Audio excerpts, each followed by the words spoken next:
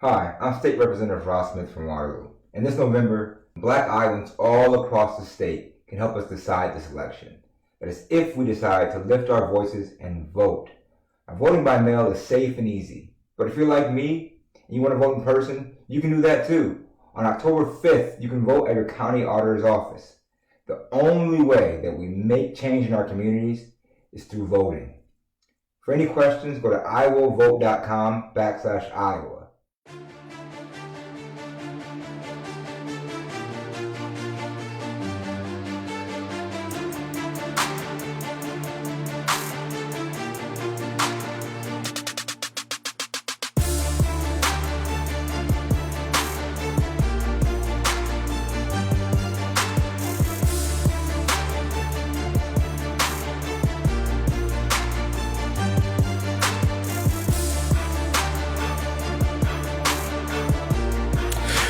We are back. Welcome back to the Urban Impact Show, and I'm super excited because we have a special guest filling in with us right now because Shekinah Young is out doing her Shekinah Young thing. Yes, she is. And so I'm super excited to have our very own, one of our producers, our IT guy, our sound engineer, our show engineer, along with Hal. Terrence has filled in a lot with us and making all of this stuff happen. Yeah, it's all good. Super excited for that. But we got a special guest in the studio. Yes, we do. Which I'm super excited for. As everybody know, this show is nonpartisan, so we want to bring you both ideas from people that are running for office. We had the current congressional member that is running for re-election, Cindy Axney, and now we have the former congressional member who's running to retake his seat back. Mr. David Young is in the building. So Terrence is probably gonna put in some like hand claps in the background after all of this. A few whistles. Yeah, a little bit of that. So nice, David. Thank you so much for coming to the studio. We appreciate that. We appreciate you stopping by because obviously we know that it's important to show up for this stuff.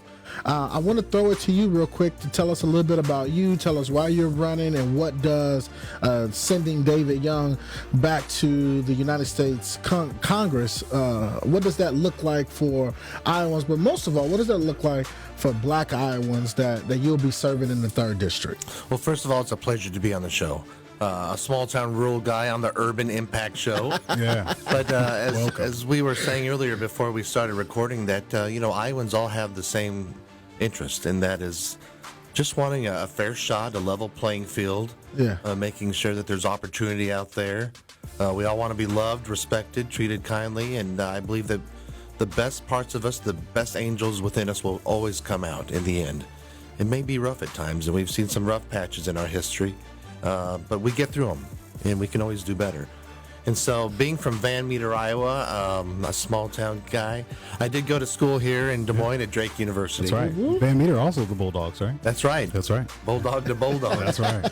Yeah. And, in my 4 years in the U.S. Congress, always tried to be a Bulldog for Iowa.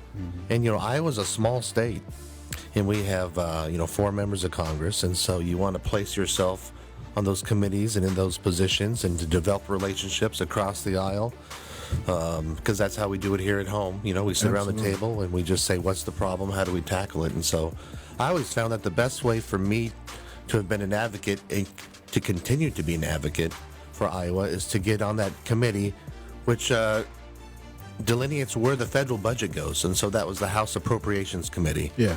So if one thing has to get done every year in Congress, you can have your great debates on health care, immigration, whatever, but one thing has to get done, and you have to fund the federal government. So having a seat at the table, an Iowan on that committee, and we've had others, like Tom Harkin. Senator Harkin was on the Appropriations Committee. Tom Latham, the member before me, having an Iowa voice to make sure we here in the flyover country don't get forgotten. Yeah. It's all good. Iowa, from an economic standpoint, for Black Americans, Iowa has perpetually, in the past 10 years, ranked lowest when it comes to minority entrepreneurship, Black entrepreneurship. And we've seen an uptick in Buy Black, right? Here in Des Moines, Buy Black, in Cedar Rapids, Iowa City. People are being more conscious about economics and what status we have in the Black community. If you are re-elected or put back into the position you were in before, how would you help the economic situation for minority-owned businesses here in Iowa? Well, first of all, for those who are out there, those entrepreneurs and those out there with their sweat equity and their labor out there, and I want them to keep more of the fruits of their labors. I trust Iowans with their money, and we've seen how the government has wasted that, and so keeping more money in the pockets of Iowans who are working every day. One of the things that we did with the tax relief bill, we talk about opportunity zones, and some great opportunities there, no pun intended, but pun intended, I guess, to make sure that we look for those communities that had not necessarily had access to capital. Access to capital is a big part of this, making sure there's no discrimination there and there's no laws in there that are tilted one way or the other. I think particularly you look at the Small Business Administration and analyzing that and seeing where those dollars go. No, I was just going to ask about that tied into historically underutilized business zones, people who are utilizing the 8A program. Is that what you're talking about there? Yeah. Okay. Yeah. And so making sure that those funds are robust and that when there are voices here from the 3rd District who are trying to access that capital, it's important to know, and people who are listening right now, if you have an idea and if you put in an application to the Small Business Administration or any other grant program in the federal government, let your member of Congress know that so they can advocate for you. Yeah. Sure. I think we also saw some of the disproportionate access to that wealth with the recent COVID relief. A lot of, and even in Des Moines, a lot of black and brown businesses, when the list came out as to who received some of that relief that was made available, we learned that a lot of black businesses were not getting access to those SBA loans. How would you help change that? Well, first of all, want to find out why they weren't getting access. Right. Maybe it was a minor thing. Maybe it was a major thing. Sure. And how to alleviate that correction and create a partnership, public-private partnership, where you can make sure that you are checking the right boxes and that you are having some backup in terms of maybe people who are would back up the capital that could be lost. Not all businesses go forward. Sure. And so making sure that you just have that team spirit with you. Are we talking about like relationships with banks, right? Relationships with banks or other corporate sponsors maybe who will say, you know what, I'm gonna sign as well for you. That kind of thing, creating those kind of partnerships. So I know that that's one thing that we definitely want to make sure that we're looking at, especially with COVID, because one thing that COVID did was it exposed a lot of, I would say, disparities in our system, right? Black folk weren't catching COVID higher, but they were dying at a higher rate, right? Black folk businesses were dying at a higher rate than any other business during COVID because of access to certain relationships, like a sponsor, like banks, right? Mm-hmm. And so with this whole COVID-19, I mean, it really revealed a lot of stuff, especially around the African-American community. So, David, I want to ask this question specifically when it comes to COVID relief. The House can do something when it comes to passing laws. And I want to be clear to everybody. The presidents make no laws. I know I said that at the last show, but I want to be clear on that. Your House of Representatives and your senators make the laws. They write the bills. That is where it comes from. And so I would say by sending David back to Congress, would that be something, would you be willing to work with Nancy Pelosi, work with other people across the aisle to make sure that specifically Black Iowans in your district are taken care of by federal funds when their businesses got shut down by COVID? So I think what we learned here, COVID is an awful thing, and it highlighted some disparities out there. It highlighted a lot of things from the global level, that we're too dependent on China for vitamins and antibiotics and personal protective equipment. And then to look at that first round of financial help that came out, not everybody got the help that they needed. True. And not every business or entrepreneur is the same. The businesses are structured, and I think the structure where the relief came the guardrails were too tight and need to be loosened up a little because entrepreneurs are different, businesses are different. Some are just one-person shops, right? That's right. Who are maybe consultants or doing or sole proprietors or things like that. Things on their own. So making sure that we cast a wider net, and because the federal government and state government made decisions that shut down the economy, those who it impacted, all those people should be given relief. And I say, it's not a loan, it's a grant. Yeah. And it's forgiven. Right. And it's money to you, spent for the right reasons, making sure that you are rebuilding your business and your life. Yeah, yeah. So everybody at the table treated equally. Yeah. So just a couple more minutes, and then we'll let you go. When it comes, obviously, you know that a lot of black folk usually vote Democratic because they believe that the Democratic Party or the Democratic choice has been the ones who have looked out for their interests specifically. Like there is a black agenda, there is a black plan, right? And I think what black folks are looking for from the Republican Party, whether it be you, Donald Trump, or Joni Ernst, is a black agenda, is a black plan. Now, we've heard about the Platinum Plan from Donald Trump, and we've heard what Joni Ernst has said, but we want to look at kind of when it focuses on the social justice piece, looking at what took place over the summer with George Floyd, Breonna Taylor, Black Lives Matter, and all of this stuff. Black folk are looking for leaders to represent them. And if you are elected, they want to make sure that whether you're a Democrat or Republican, that you are looking out for their best interest when it comes to especially where you live here in this 3rd district. At this point, I want to give you the mic, and I want you to speak directly. You can look right into that camera and talk directly to black voters who are going to show up in the next few days and decide between you and Cindy Axney. Why a Republican? Because they associate everybody with Donald Trump. And right now, it's not favorable, according to the polls, on where African Americans stand because of how they feel it's been treated. So I want you to just tell them exactly why sending you to Congress would still be in their best interest and help them. Well, I appreciate the question. And Donald Trump is Donald Trump. You two are you two. I am me. I've got my friend over here, Andy. Andy is Andy. Yeah. And so God created us for relationship, I believe. Yeah. And he created a lot of us to have a relationship with each other as well. Yep.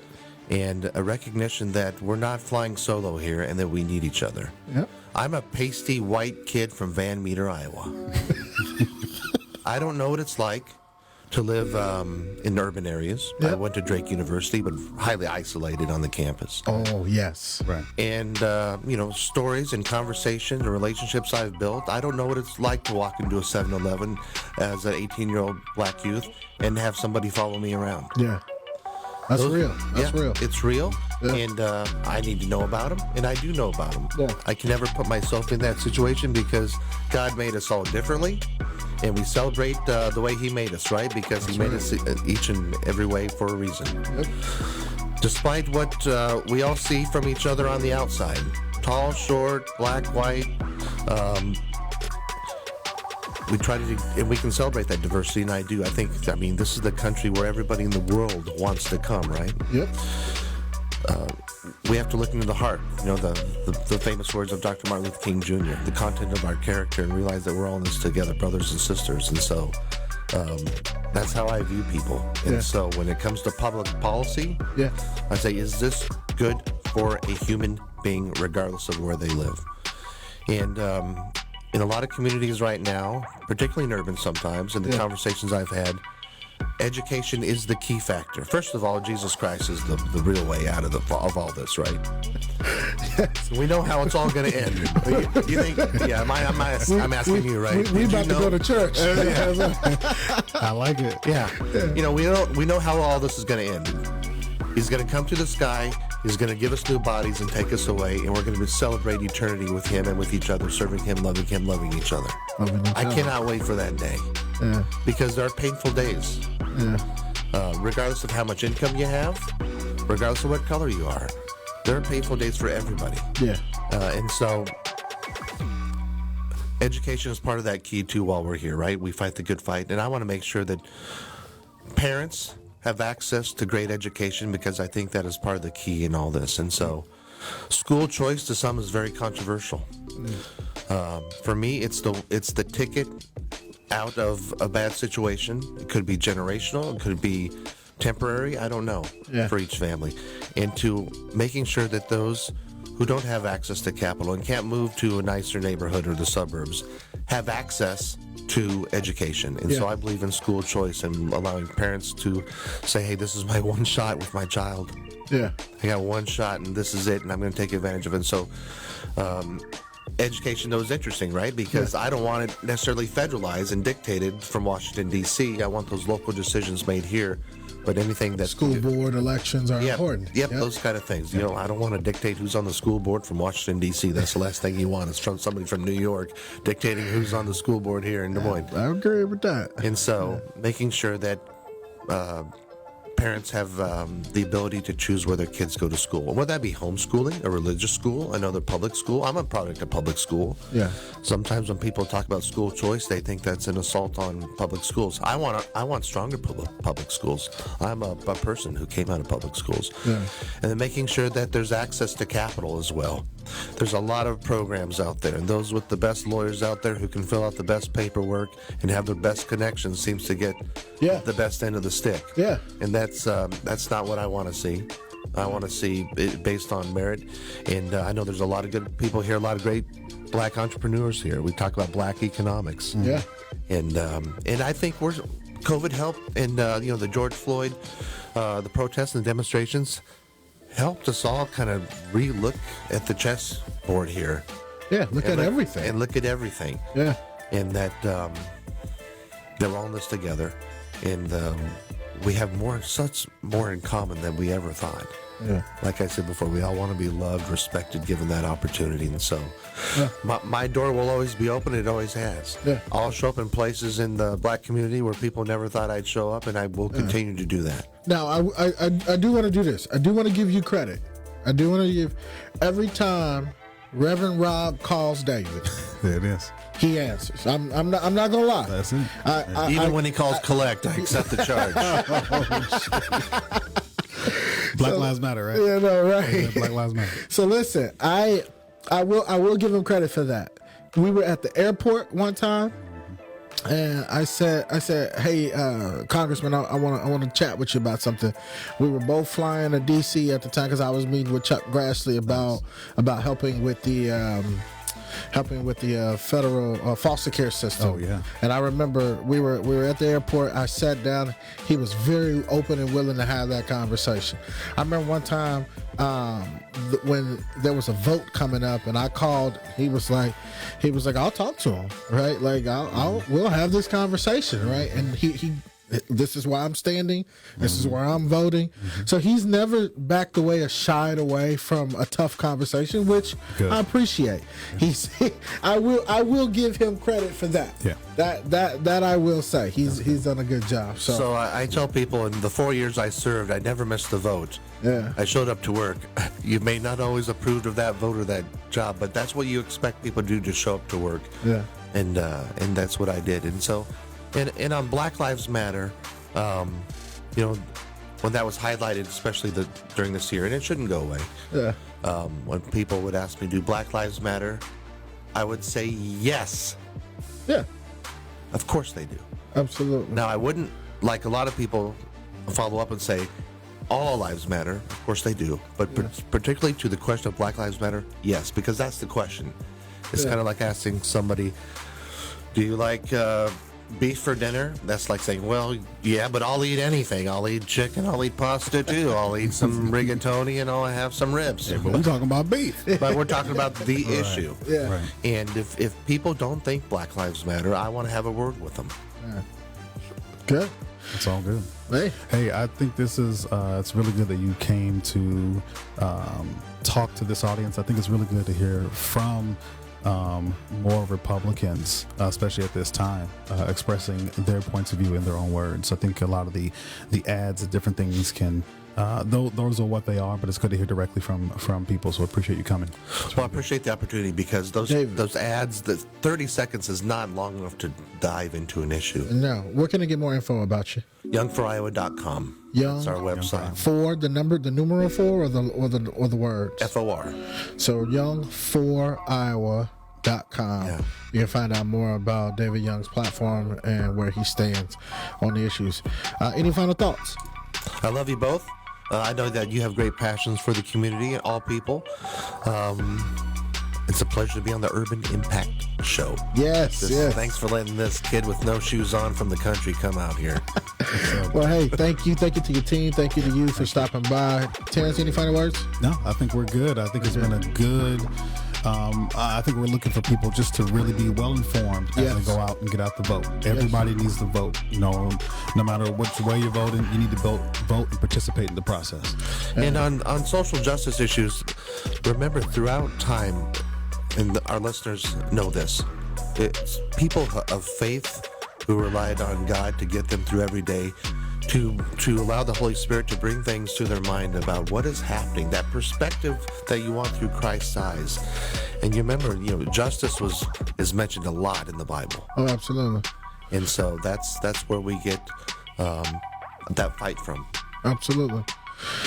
When we do our show on church, I want you to come back. Win, lose, or draw in this, I want you to come back because we're going to be diving into the white evangelical thought pattern of their support behind certain issues. And I would love to get your just raw thoughts on that. So definitely be looking out for another invitation when we have that show, because that's going to be a good one too. So, hey, thanks for coming in. Great to be here. Thank you everybody for tuning in. You've watched the Urban Impact Show with our boy. Your boy Terrence. Yeah, filled in for the favorite host. That's right. I'm the deep voice Shekinah. Yeah. That's it. And trust me, guys, we didn't want it to be all guys in the studio, but that's just how it worked out. Right, yeah. So don't give us crap for it. The women are coming back. Don't worry. Yeah. And I'm your host, Rob Johnson. We'll be back, and we look forward to continuing to serve y'all. We'll see y'all soon.